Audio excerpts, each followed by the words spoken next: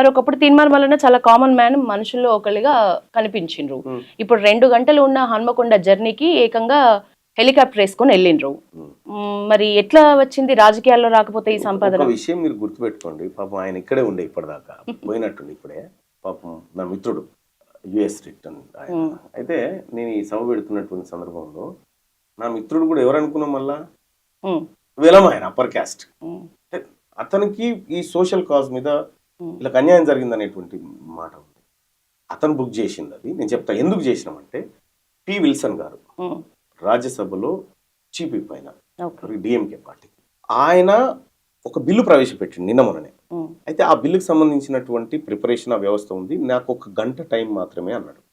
అంటే మేమేం చేసినాం, సార్ మరి ఎట్లా అంటే ఇది ఒక 1.5 2 hours, మళ్ళీ ఆడో 2 hours ఇదంతా లేట్ అవుతున్న ఉద్దేశంతో సార్ ఒక చాపర్ బుక్ చేస్తాం సార్, కానీ మీరు రావాలి సార్. ఆయన బీహార్ మాజీ ముఖ్యమంత్రి మండల్ గారు ఉన్నారు, మండల్ గారి మనవడు, ఈయన చిరంజీవి గారు, ఆర్ కృష్ణయ్య గారు, నేను అందరం కలిసి పోయినాం.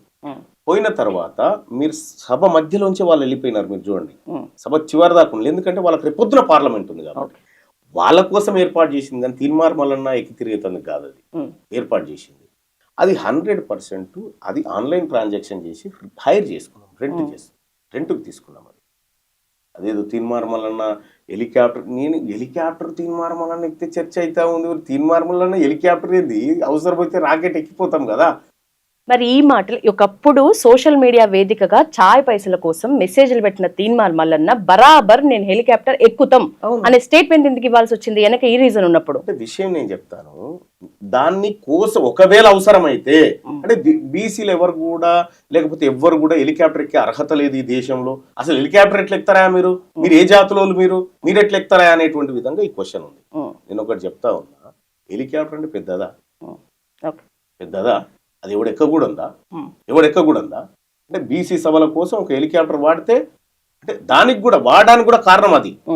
మీరు విల్సన్ గారు మీరు చూడండి, ఆయన వచ్చినటువంటి, ఆయన సుప్రీంకోర్టు న్యాయవాది, ఆయన ఓబీసీ ఆర్గనైజేషన్స్ కోసం దేశవ్యాప్తంగా వర్క్ చేస్తున్నటువంటి ఒక వ్యక్తి.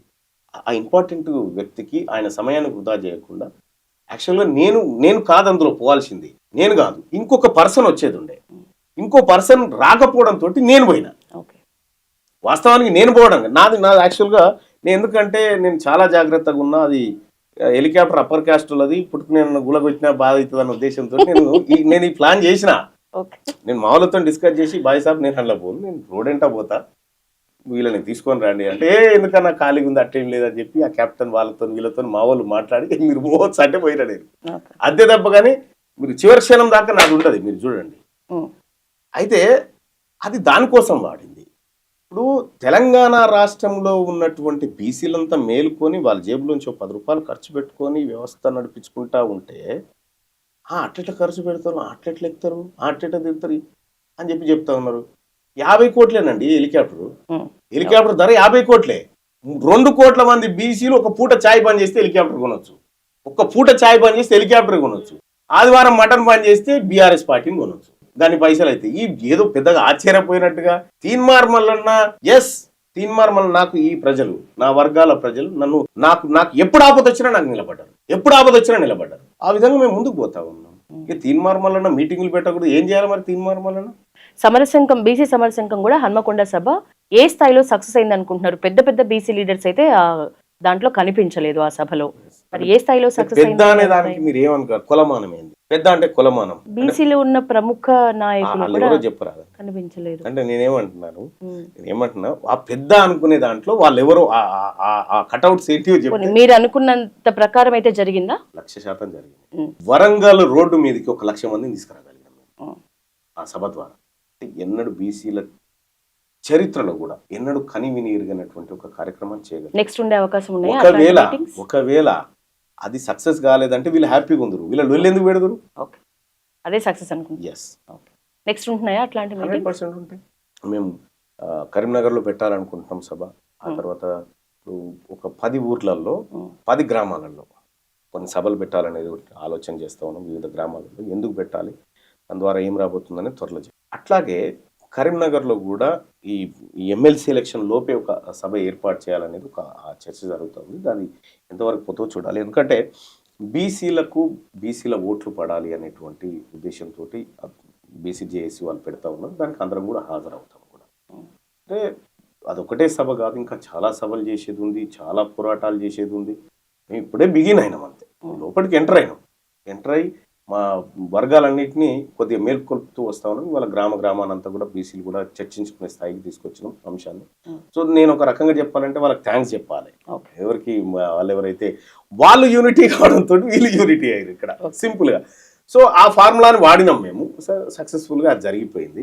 నెక్స్ట్ లెవెల్ పనులు కూడా కొన్ని వాళ్ళకి అప్పచెప్పితే అవి అప్పచెప్పి గ్రేట్ ఫార్ములా ఓపెన్ గా చెప్పినందుకు.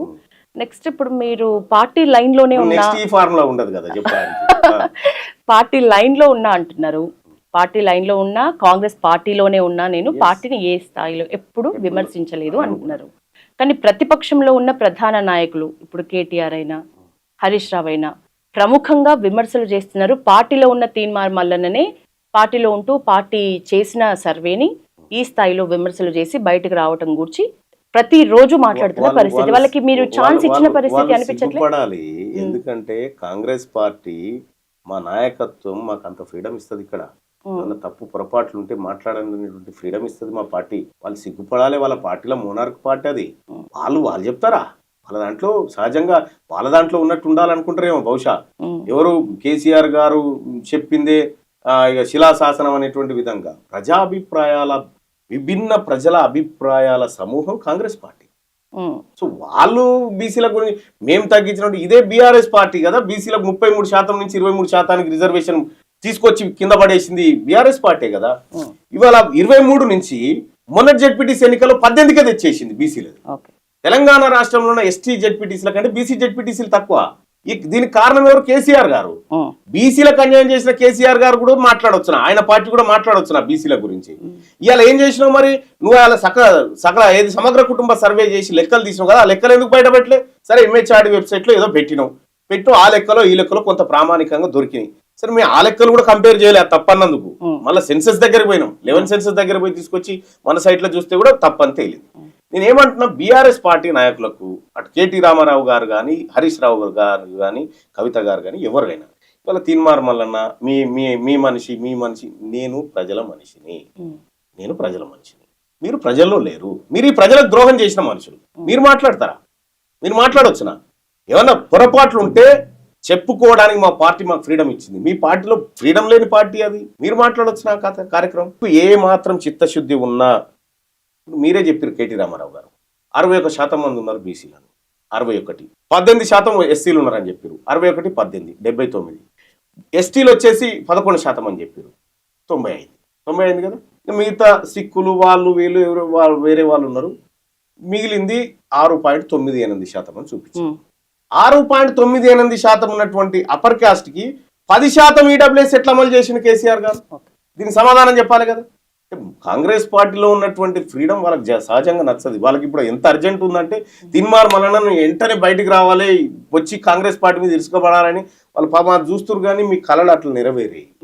మాకు మా వర్గాలను వీళ్ళు వాళ్ళని లేదు, అందరు రక్తం తాగిరు మా రక్తము. రక్తం తాగిండ్రు కాబట్టి రెడ్ల ఓట్లు వద్దన్నారు. కానీ రెడ్లు ఇప్పుడు వరుసగా మీ మీద కేసులు నమోదవుతున్నాయి. దానికి ఎట్లా ఎదుర్కొంటారు? ఓట్లు వద్దని క్లారిటీ ఇచ్చింది యశోద గారు. నేనేమనుకుంటున్నా అదే జరుగుతుంది. దాని గురించి నాకే ఇబ్బంది లేదు. తీన్మార్ మల్లన్న మీద ఇప్పటికూ 80 కేసులు ఉంటాయి. ఇదో కేసు 81 ఎన్ని అయితే 81 అయితే ఈ కేసులకు బుచ్చి ముచ్చట్లకు మా తీన్మార్ మల్లన్న చెప్తారా? ఎప్పటిదాకా ఉంటుంది మీది? మా ఉద్యమం ఉప్పెన్ లెక్క కదిలేదాకా ఉంటుంది మీ ముచ్చట. ఆ తర్వాత ఏమి ఉండదు మీరు చేయడానికి కూడా. ఏమైనా ఉంటే ఇప్పుడే చేసుకోరు. నేనే చెప్పిన కదా, ఇంకా ఎన్నడ ఐక్యం అవుతారా మీరు? నేను ఇంత మాట అన్న తర్వాత కనీసం 100 బొమ్మలన్నా తలగబడాలి కదా, నా ఈ 2-3 తలగబెట్టి చూకుంటారా అని చెప్పిన. వాళ్ళు బంద్ చేసారు. ఇప్పటికి కూడా చెప్తా ఉన్నా, కొంత యాక్టివిటీ చేయండి మీ వర్గం. ఫైనల్ క్వశ్చన్, బీసీ ఐక్యత మీ నినాదం అయితే అది కాన్ఫిడెన్స్ లాగా లేదు, ఓవర్ కాన్ఫిడెన్స్ లాగా ఉంది అనే విమర్శలకి ఎట్లాంటి కౌంటర్ ఇస్తారు? ఇంకొక క్వశ్చన్ ఇందులోనే, తెలంగాణ కూడా మనం సాధించుకున్నాం చాలా కష్టపడి, చాలా పోరాటాలు చేసి. కానీ తెలంగాణ టైంలో ఒక గొంతుగా తెలంగాణ ప్రత్యేక రాష్ట్రం అనేది ఒక నినాదంగా మనకు వినిపించింది. ఇప్పుడు బీసీల ఈ ఉద్యమానికి గొంతుగా ఒక నినాదం అంటే ఏమవుతుంది? ఒకటి ఫస్ట్ దానికి ఆన్సర్, కాన్ఫిడెంట్ కాదు, ఓవర్ కాన్ఫిడెంట్. నేను కేసీఆర్ గారితోని, ఆయన ప్రభుత్వంతోని, ఆయన నిర్ణయాలతోని యుద్ధం చేస్తున్న క్రమంలో నా మీద అనేకమైనటువంటి కేసులు పెట్టి దాడులు చేసి అరెస్టులు చేస్తే నేను ఇదే స్క్రీన్ మీద ముంగట నిలబడి కరెక్ట్గా 3 నెలల్లో నిన్ను ప్రగతి భవన్లకి గొర్ర గుంజుకొచ్చి బయట వేస్తా చూడు అని చెప్పిన. అప్పుడు ఇది ఓవర్ కాన్ఫిడెంట్ అని చెప్పి, దట్ ఈస్ మై కాన్ఫిడెంట్. ఈ రోజు కూడా చెప్తా ఉన్నా, బీసీ రాజ్యం వచ్చి తీరుతుంది. బీసీలకు సంబంధించినటువంటి నినాదం ఏదని అడుగుతా ఉన్నారు కదా, మాది మాకే, మాది మాకే, మీతో మాకు సోపతొద్దు, మీకు మాకు విడాకులు. ఎస్సీ ఎస్టీలను వదిలేసిండ్రు. ఎందుకు వదిలేస్తామండి? మా సోదర వర్గాలు కదా, వాళ్ళని కూడా కడుపులో పెట్టుకోవాల్సింది మేమే కదా, వాళ్ళని ఎందుకు వదిలేస్తాం? ఇలా ఎంఆర్పిఎస్ ఉద్యమం జరుగుతూ ఉంది. ఎస్, మా సోదరులకు న్యాయం జరగాలని మేము నిలబడ్డాం. మేము పోరాడుతున్నటువంటి క్రమంలో వాళ్ళు నిలబడ్డారు. ఇలా మందకృష్ణ మాదిక్ గారు వచ్చి ఎస్ బీసీలకు అన్యాయం జరుగుతూ ఉంది, బీసీ ముఖ్యమంత్రి కావాలని చెప్పి ఆయన చెప్తా ఉన్నాడు కదా. అంటే మేమంతా కలిసి కార్యక్రమం చేస్తూ ఉంటే కొంతమందికి అమ్మో ఏదో జరుగుతుందనేటువంటి ఇబ్బంది జరుగుతూ ఉంది. వాళ్ళకి ఇబ్బంది జరిగితే నేనేం చేయలేను, జీర్ణించుకోండి. ఎందుకంటే ఇప్పటికైనా 70 సంవత్సరాల నుంచి మేము చేసినాం, సరే న్యాయమో అన్యాయమో జరిగిపోయింది, ఈ వర్గాలను మేము పైకి తీసుకురాలేకపోయినాం అనేటువంటి నిజాయితీ మీలో అనిపిస్తే కొంత మీరు ఆలోచన చేయండి. మేము ఇంకా అణచివేస్తాం, మేము ఇంకో ఏదో చేస్తామంటే ఇది ఎడ్డి బీసీ వర్గం కాదు, ఇవాళ మేల్కొన్న బీసీ వర్గం. మేమేమంటున్నాం, మీది గుంజుకుంటామంటలేము, మీది మీరు తినండి, మాది మేము తింటాం, అంతే. ఇక మేము వాళ్ళని ఇది అండి అది అండి అడుక్కునే పరిస్థితులు లేము. మీ భాగం మీకు పక్కకు పెట్టేస్తాం, తీసుకోండి, మాది మేము తీసుకోండి. మెజారిటీ ప్రజలు పంచేవాళ్ళు. మీరేమనుకుంటే అది జరుగుతుంది అని అన్నారు. ఎవరికి ఓట్లు వేస్తున్నారు ఎమ్మెల్సీ క్యాండిడేట్స్ కి? అంటే ఒకటి ఏంటంటే, నాకు ఫస్ట్ ఆఫ్ ఈ టీచర్ ఎమ్మెల్సీలో మాకు ఓటు ఉండదు. మా మిస్సెస్కి ఉంది ఓటు. ఆమె నాకు తెలిసి బీసీకి ఓటు వేస్తుంది అని నేను అనుకుంటాను. ఎందుకంటే తను నాతో చేసే డిస్కషన్ బీసీకి ఓటు వేస్తుంది 100%. ఆమె ఏ సంఘంలో ఉన్నా, ఆమె సంఘం నుంచి ఒక రెడ్ ఆయన నిలబడ్డాడు, కానీ ఆయనకి బీసీకి ఓటు వేస్తుంది. ఇప్పుడు ఎక్కడైనా కూడా, ఓన్లీ ఇక్కడైనా కాదు, ఎక్కడ చూసినా అదే డిస్కషన్ జరుగుతూ ఉంది. అటు ఆదిలాబాద్, నిజామాబాద్ ఇదైనా కూడా బీసీ టీచర్లంతా బీసీల గురించి ఆలోచిస్తూ ఉన్నారు. ఇక్కడ ఉన్నటువంటి వాళ్ళు బీసీ టీచర్లంతా బీసీల గురించి ఆలోచిస్తూ ఉన్నారు. కాబట్టి ఏంటంటే ఈ బీసీ అభ్యర్థులందరికీ ఆల్ ది బెస్ట్. ఉన్న వాళ్ళలో బీసీ సీఎం అవ్వాలంటే ఎవరు అవ్వాలి? సీఎం ఎవరు కావాలనేది ప్రజలు డిసైడ్ చేస్తారు. నువ్వు నేను అనుకుంటేనో ఇంకెవరు అనుకుంటే కాదు. మాకు ముఖ్యమంత్రిగా ఇగో పలానా ఆయన కావాలనుకుంటే ఆయన నిలబడ్డటువంటి పార్టీకి ఓట్లు వేస్తారు. ప్రజలు డిసైడ్ చేస్తారు. ప్రజాస్వామ్యంలో మా మంత్రి ఎవడు ఉండాలి, మా ఎమ్మెల్యే ఎవడు ఉండాలి, మా ముఖ్యమంత్రి ఎవడు ఉండాలని ప్రజలు డిసైడ్ చేస్తారు. మేము అనుకుంటే కాదు. కాబట్టి ప్రజల యాక్షన్ ఎట్లుంటుందో వాళ్ళకి తెలియాలి. Thank you so much. ఈరోజు మీ విలువైన సమయాన్ని మా పల్లవి టీవీ ప్రేక్షకుల కోసం ఇచ్చినందుకు ధన్యవాదాలు.